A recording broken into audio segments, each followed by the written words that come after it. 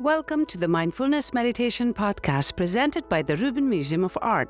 We are a museum in Chelsea, New York City that connects visitors to the art and ideas of the Himalayas and serves as a space for reflection and personal transformation. I'm your host, Tashi Chodron. Every Thursday, we present a meditation session inspired by a different artwork from the Rubin Museum's collection and led by a prominent meditation teacher from the New York area. This podcast is a recording of our weekly in-person practice. In the description for each episode, you will find information about the theme for that week's session, including an image of the related artwork. Our Mindfulness Meditation Podcast is presented in partnership with Sharon Salzberg and teachers from the New York Insight Meditation Center, the Interdependence Project, and Parabola Magazine, and supported by the Frederick P. Lenz Foundation for American Buddhism. And now, please enjoy your practice. Hello, everybody. Good afternoon. And Tashida Lake. Wow, it's November already. So welcome to Mindfulness Meditation at the Rubin Museum of Art. I'm Tashi Chodron, Himalayan Programs and Communities Ambassador, and I'm so happy to be your host today. We are a global hub for Himalayan art with a home base in New York City, and we're so glad to have all of you join us for our weekly program where we combine art and meditation. Inspired by a collection, we will first take a look at work of art from a collection. We will then hear a brief talk from our teacher, Elaine Retholtz, and then we will have a short sit, 15 to 20 minutes for the meditation guided by her. Now let's take a look at today's theme and artwork. This month, we are exploring on the theme of appreciation and gratitude. And the art connection for today's session is this beautiful contemporary art by artist Palden Weinreb, dated 2014. It's medium wax, LED lights, and wood. Beautiful sculpture of the 7 bowls. It's an offering. In Tibetan, offering is called chöpa. Making offerings to deities is an integral part of Buddhist practice. Offerings can take many forms, including food, incense, and flowers. The most common type of offering on Tibetan Buddhist shrine are made with 7 water offering bowls called yönchap. That's symbolizing the offerings of water, incense, flowers, and so forth. The main point of any offering is a pure motivation to cultivate generosity and to reduce our selfishness, stinginess, and greed in order to awaken the wisdom that is within each of us. The making of offerings is an antidote to the pattern of attachment and greed. The significance of offering 7 water bowls is to create the cause to achieve the 7 limbs or qualities of the Vajradhara state, which is enlightenment. Now, in this contemporary art installation offerings, Tibetan-American artist Palden Weinreb draws inspiration from traditional offering bowls. Palden reimagines these iconic ritual objects arranged in semicircular fashion. Palden's work often explores Buddhist motifs. He focuses on the interplay between light and darkness. If you notice an infinity between this work of art and the light installation, Coalescence in the Mandala Lab, both works are by Palden. His offering bowls are made of semi-translucent wax and illuminated with LED lights. He encourages us to look beyond the surface and reflect on the act of offering. It is our presence in front of the radiating bowls that makes the circle of offering complete. Now let's bring on our teacher for today. Our teacher today is Elaine Retholtz. Elaine Retholtz has been studying and practicing the Dharma since 1988. In addition to teaching Dharma at New York Insight and certified MBSR teacher trainer, she's deeply interested in helping students integrate mindfulness into daily life and has been involved in New York Insight's diversity effort for many years. Elaine, thank you so much for being here. Please help me in welcoming Elaine Retholtz.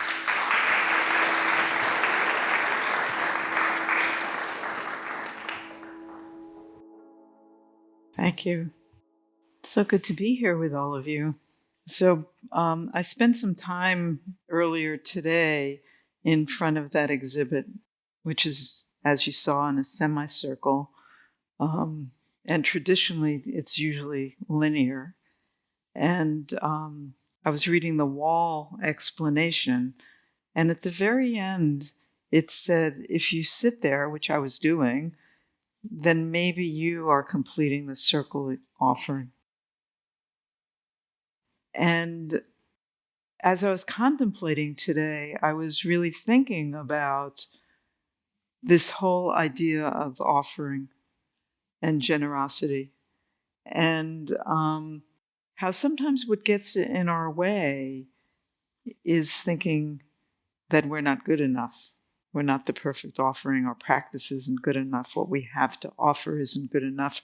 Rather than seeing that our lives ourselves and the way we live our lives can become the offering and actually is the offering.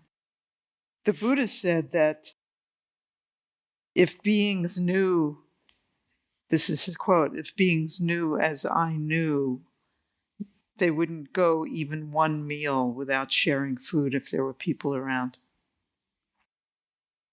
And he talked about how kind of a meanness of spirit gets in the way of that kind of generosity, of that kind of sharing, of not seeing clearly how we are all interconnected in this way.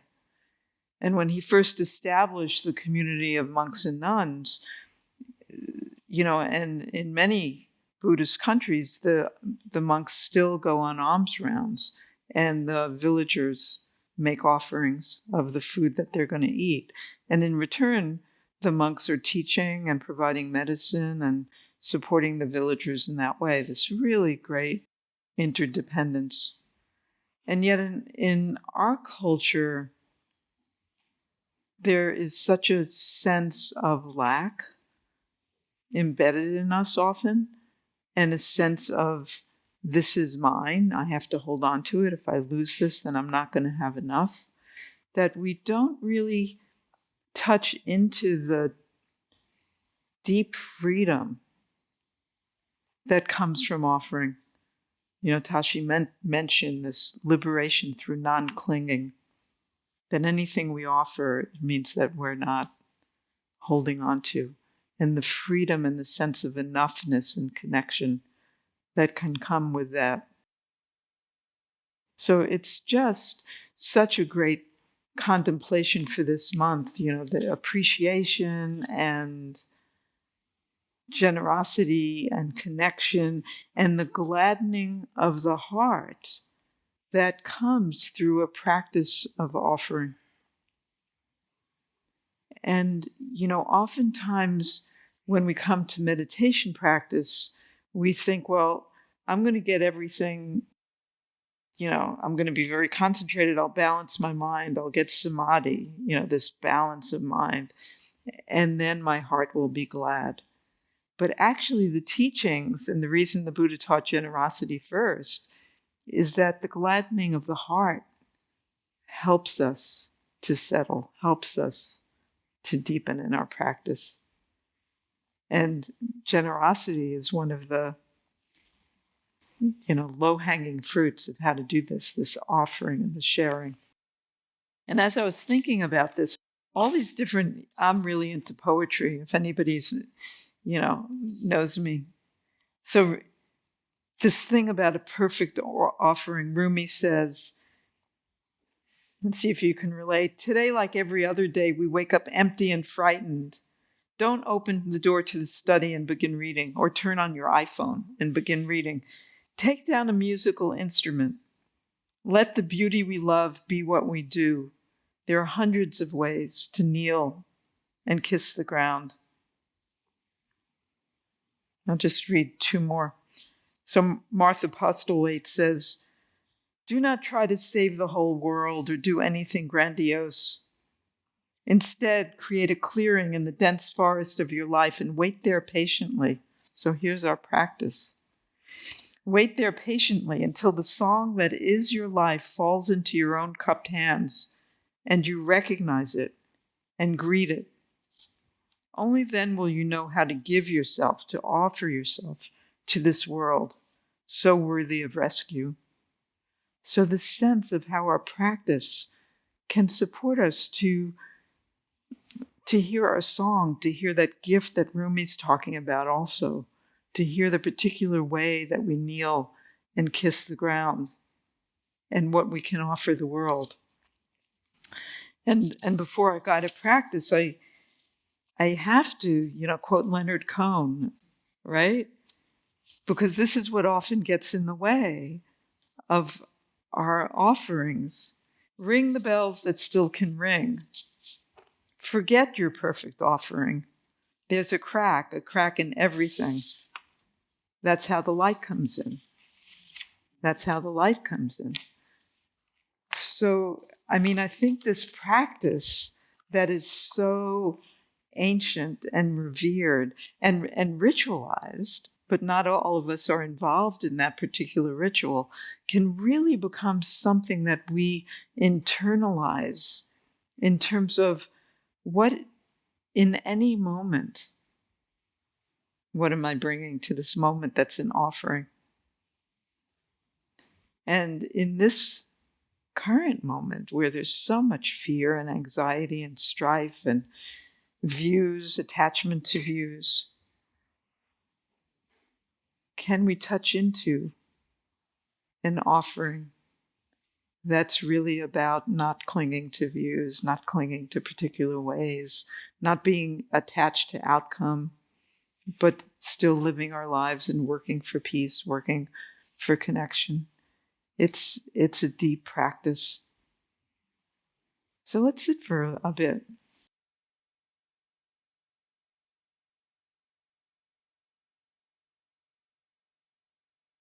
And so arriving here, and for me, what's often really supportive of this contemplation is really noticing how much is offered that we don't notice. So just right now, the simplicity of this chair that you're sitting on, feeling how it supports you.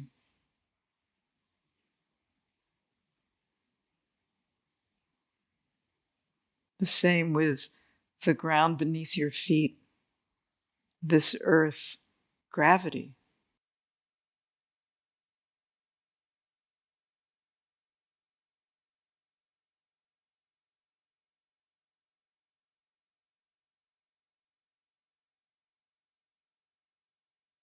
Aware of this body that is sitting here upright to the extent that you're able, that is breathing us into being from moment to moment, receiving this breath, receiving this body, this offering.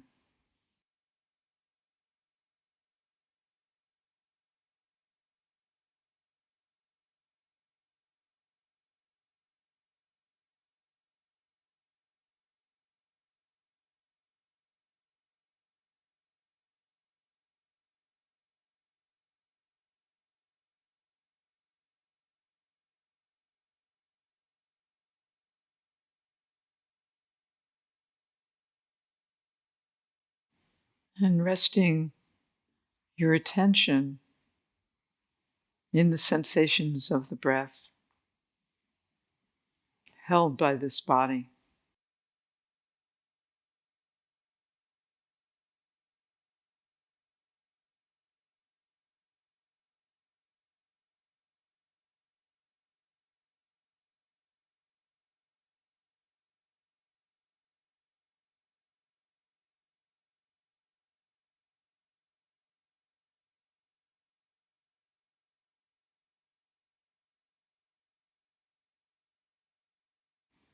Offering this moment your friendly attention.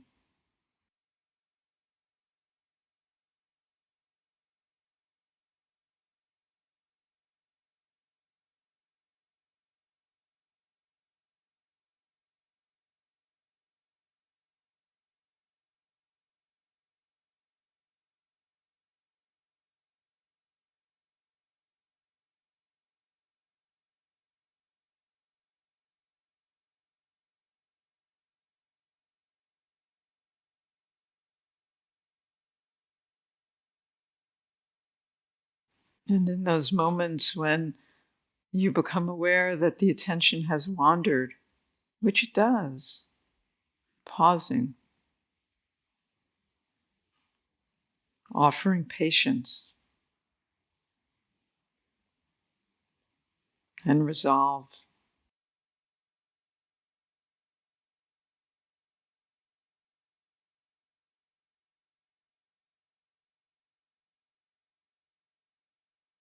This choice in any moment to refrain from harsh judgments, from aversion in the form of frustration and impatience, refraining from doubt that you're a terrible meditator, but just here right now, this offering of presence.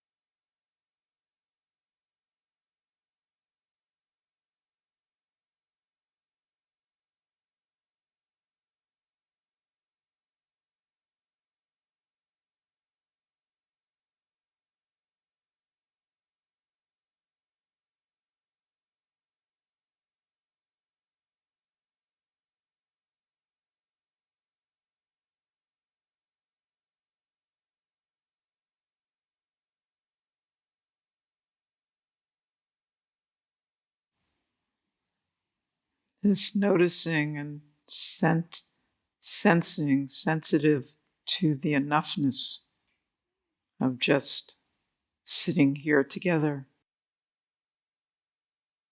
breathing.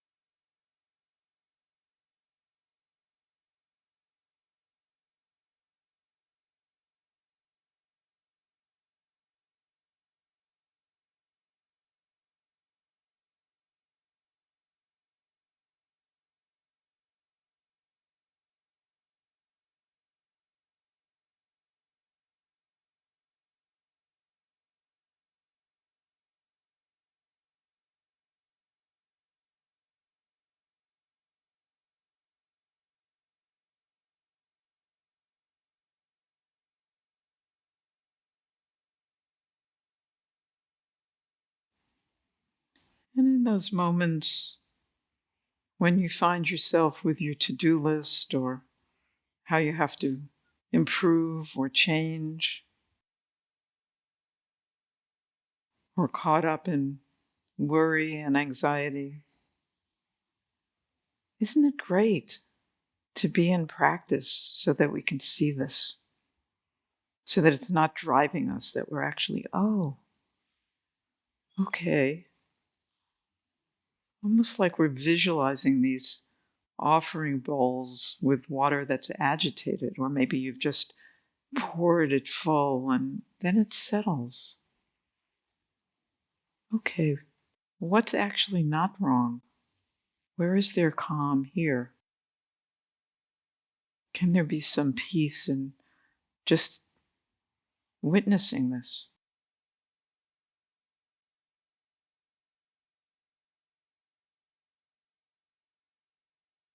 So that we hold even the agitation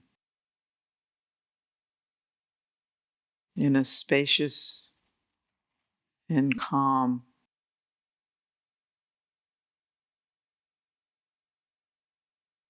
awareness.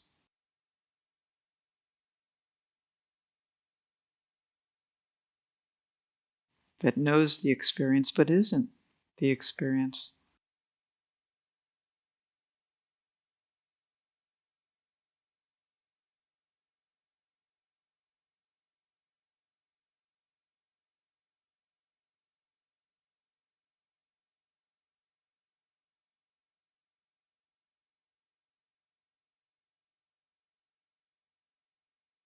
With great appreciation for a practice that allows us to do this.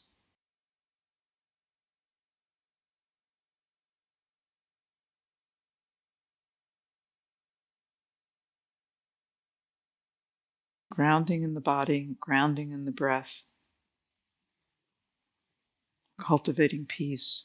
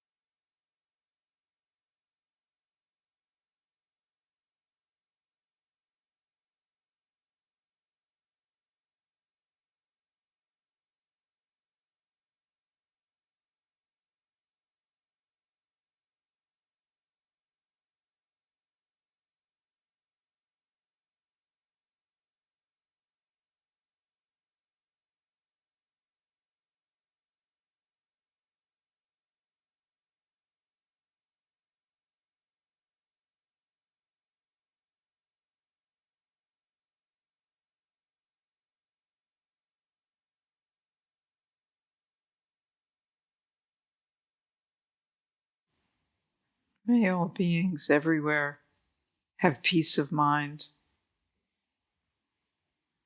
May all beings everywhere have comfort of heart.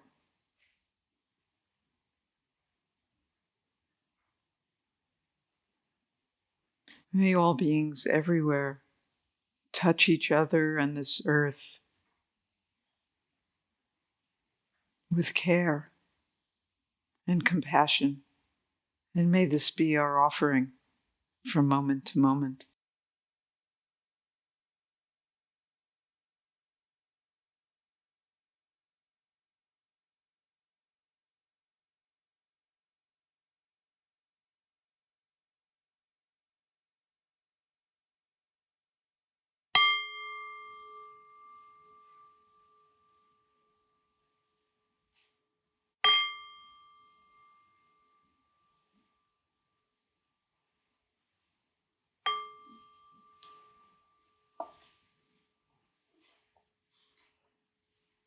Thank you very much for your practice and your offering. Thank you. Thank you so much for that, Elaine. That concludes this week's practice. To support the Rubin and this meditation series, we invite you to become a member at rubinmuseum.org/membership. And to stay up to date with the Rubin Museum's virtual and in-person offerings, sign up for our monthly newsletter at rubinmuseum.org/e-news. I am Tashi Cherdern. Thank you so much for listening. Have a mindful day.